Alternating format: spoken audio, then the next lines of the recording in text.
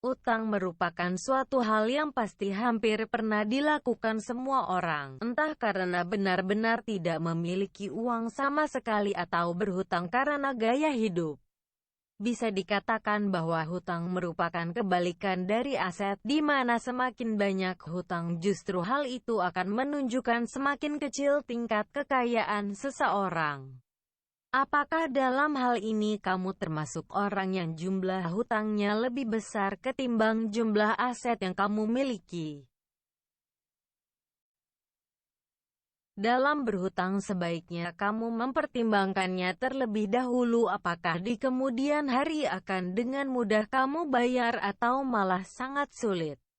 Berikut ini informasi mengenai 6 cara melunasi hutang yang menumpuk cepat dan mudah dilakukan telah dirangkum. 1.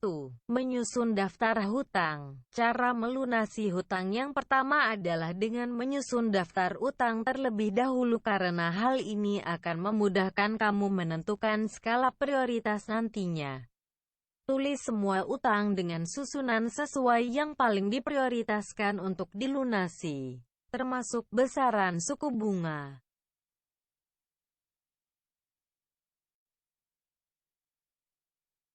2. Menetapkan skala prioritas pembayaran. Cara melunasi hutang berikutnya adalah dengan menetapkan skala prioritas pembayaran. Pastinya, utang dengan jumlah kecil terlebih dahulu. Setelah itu, lunasilah utang dengan suku bunga paling tinggi. Kemudian, pilih suku bunga yang terbilang rendah. Untuk utang besar, buatlah cicilan dengan bunga stabil. 3. Tidak menyelesaikan hutang dengan berhutang. Jika sedang giat melunasi hutang, sebaiknya jangan membuat utang baru. Terlebih bagi mereka yang gemar belanja dengan menggunakan kartu kredit. Sebaiknya selesaikan dulu utang yang wajib dibayar. Jangan sampai menerapkan pola atau gaya hidup gali lubang tutup lubang untuk menyelesaikan utang. 4. Mengaji aset yang dimiliki. Jika ternyata utang yang dimiliki sudah melebihi rasio 30%, maka kamu bisa mencoba untuk mengkaji aset yang dimiliki.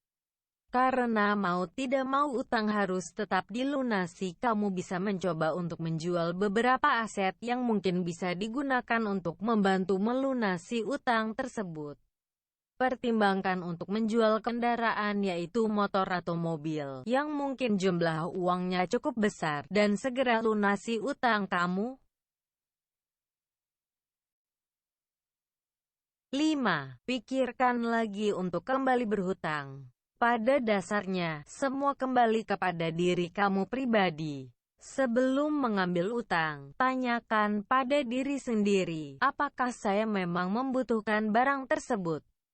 Sehingga harus berhutang, jika memang siap dengan konsekuensi membayar tagihan utangnya nanti dan tidak lebih dari rasio 30%, maka tidak masalah jika ingin berhutang.